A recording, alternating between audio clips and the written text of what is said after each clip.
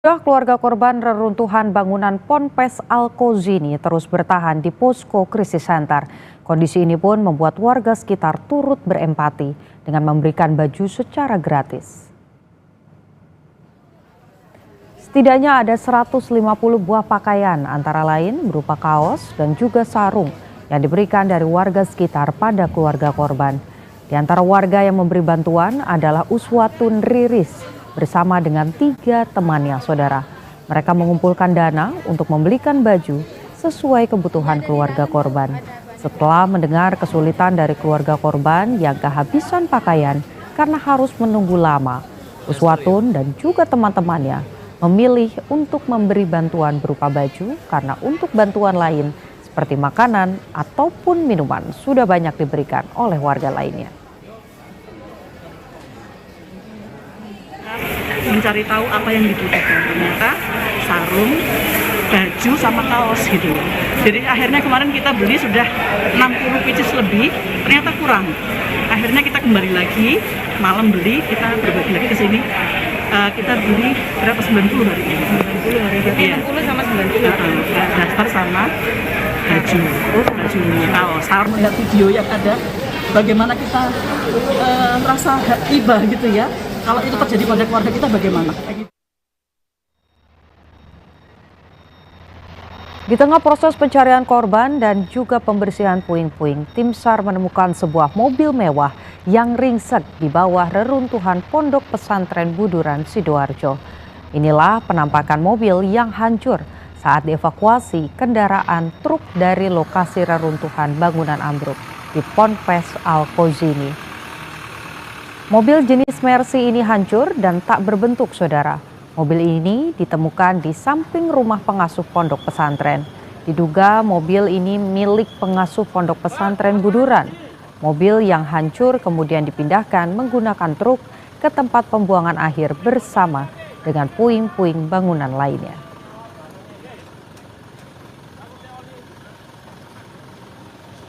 Informasi terbaru seputar insiden ambruknya musola Ponpes Al-Kozini akan disampaikan jurnalis Kompas TV Arif Hidayat dan juru kamera Dika Pratama dari Sidoarjo, Jawa Timur. Arif, dengan Putu di studio, bagaimana perkembangan dari proses evakuasi di lokasi? Selamat siang Putu dan saudara.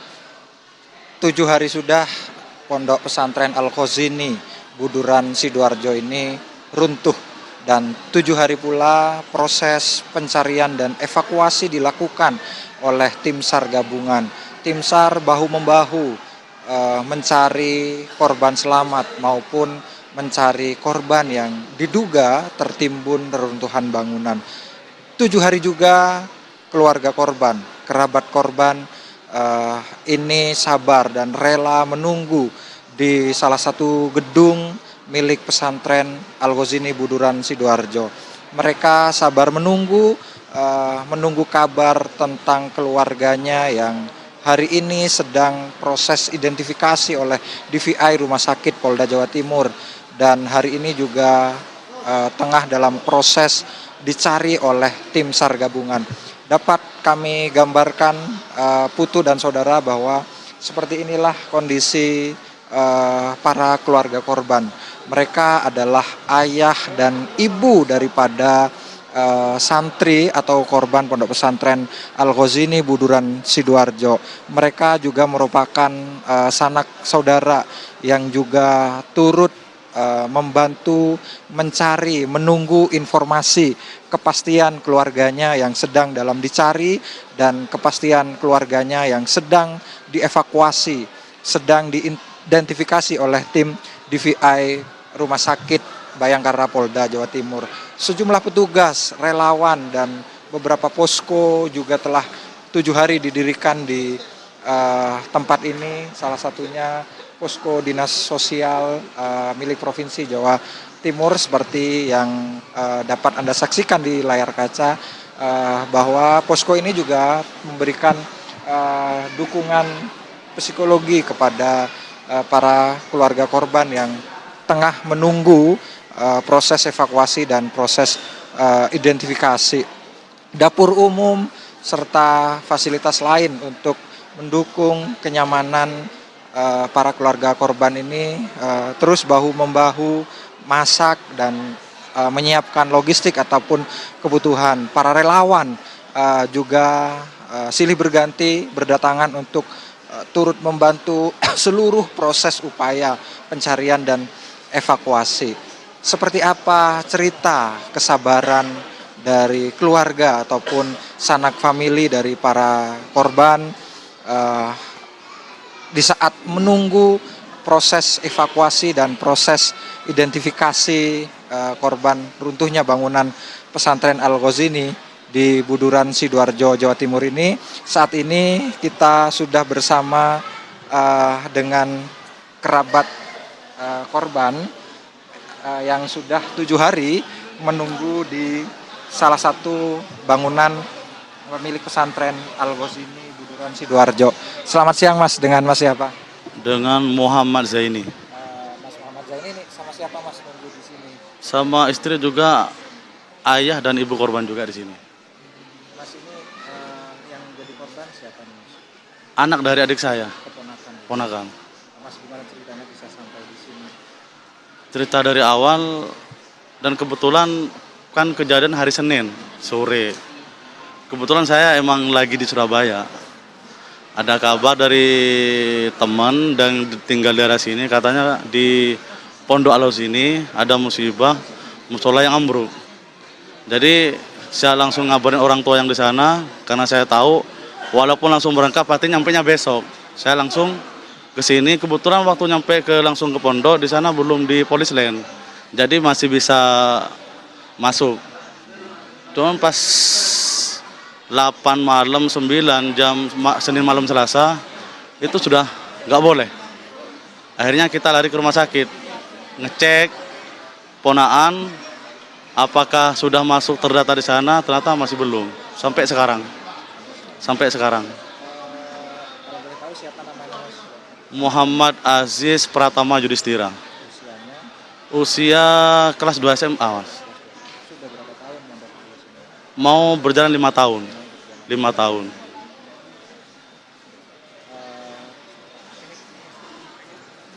Ya. Ini juga sama istri, sama keluarga besar juga menunggu dengan sabar di sini. Bagaimana dengan pekerjaan di rumah Mas yang ditinggalkan? Kalau pekerjaan apa namanya ya? Kita kebetulan saya sendiri kerja sebagai pedagang. Jadi nggak ada terikat sama orang. Kalau kerjaan mungkin masalah rezeki masih bisa dicari besok-besok lah.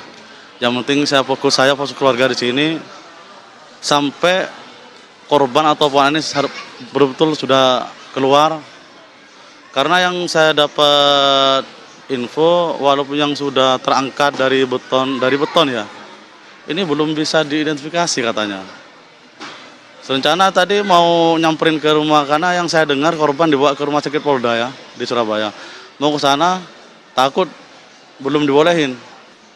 Sebenarnya ada ciri-ciri khusus. Kebetulan ponakan saya itu gigi depannya ada patah. Pakai gelang juga. Patah gigi depan yang sini patah. Selain ada ciri khusus itu Mas, mungkin ada aksesoris yang dipakai sepengetahuan keluarga? Aksesoris gelang macam kayak tasbih itu. Cuman kalau yang gelang saya nggak bisa mestiin, takutnya waktu kejadian takutnya nggak dipakai, takutnya begitu.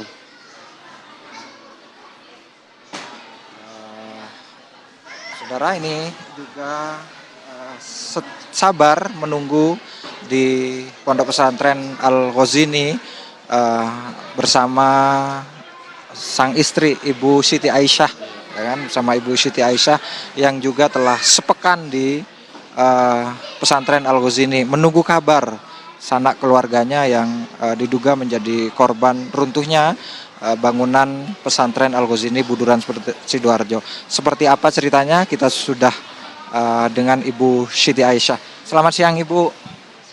Mohon maaf mengganggu waktunya. Bu Siti Aisyah sudah berapa lama di sini dan bagaimana dengan keluarga di rumah, dengan pekerjaan di rumah yang ditinggalkan? Ya kalau saya udah di sini udah seminggu Mas, gitu. Kalau soal pekerjaan di rumah ya gimana lagi ya, kalau ponakan belum sampai ketemu kan kita juga was-was gitu loh Mas. Ya kita cuman izin aja ke pabrik gitu aja. Gitu. Harapannya seperti apa ini Bu? Ini sudah 7 hari proses pencarian dan mungkin ada doa khusus yang dipanjatkan untuk keponakan tercinta. Ya kalau bisa sih segera secepatnya ketemu Mas. Udah 7 hari soalnya di sini Mas gitu. Kasihan orang tuanya gitu menunggu dari pertama nggak ada hasilnya gitu. Kan kalau apa udah keluar apa nggak tahu kita gitu Mas. Ya mudah-mudahan segera ketemulah Mas. Cepatnya kalau dia emang dia meninggal secepatnya kita kubur gitu. Untuk perbekalan Bu selama menunggu di sini, apakah cukup atau bagaimana? Ya kalau perbekalan alhamdulillah dari dapur umum alhamdulillah cukup. Untuk informasi, perkembangan terkini, segala informasi dan pantauan proses pencarian apa juga bisa diakses oleh keluarga yang menunggu di sini. Ya belum lah Mas, kata aku sih gimana ya kurang lah Mas gitu.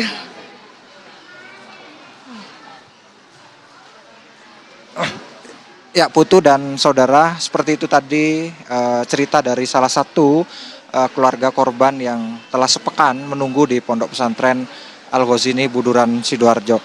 Terima kasih Mas Muhammad Zaini dan terima kasih Ibu Siti Aisyah. Kami turut berduka dan turut mendoakan semoga keluarga dari Bapak Muhammad Zaini dan Ibu Siti Aisyah dapat segera ditemukan atau dapat segera teridentifikasi. Saudara, proses pencarian di Pondok Pesantren Al-Ghazini Buduran Sidoarjo Jawa Timur ini memang steril begitu atau tertutup untuk umum. Namun tim SAR dari BNPB, Basarnas, gabungan TNI Polri dan para relawan ini dapat menggambarkan seluruh proses evakuasi di lokasi runtuhnya bangunan Pondok Pesantren Al-Ghazini ini melalui layar CCTV yang disiapkan oleh Dinas Komunikasi Pemerintah Kabupaten Sidoarjo. Satu persatu secara bergantian seluruh keluarga ini menyaksikan seluruh tahapan atau rangkaian evakuasi dengan alat berat menggunakan layar CCTV. Para keluarga ini selain menyaksikan layar televisi secara langsung atau live begitu proses pencarian dan upaya evakuasi, para keluarga ini juga dapat menyaksikan tabel data atau grafik kondisi terkini tentang jumlah korban, baik korban yang selamat maupun korban yang mengalami luka serta korban yang telah terevakuasi dalam keadaan meninggal dunia. Putu. Baik, tentu proses evakuasi masih terus berlanjut, sudah masuk hari ke-7, kita harapkan semua korban ini bisa segera ditemukan dan dikembalikan kepada masyarakat. Terima kasih jurnalis Kompas TV Arif Hidayat dan juru kamera Andika Pratama dari Sidoarjo, Jawa Timur. Breaking News Kompas TV, saudara, jeda sejenak dan informasi lainnya akan hadir.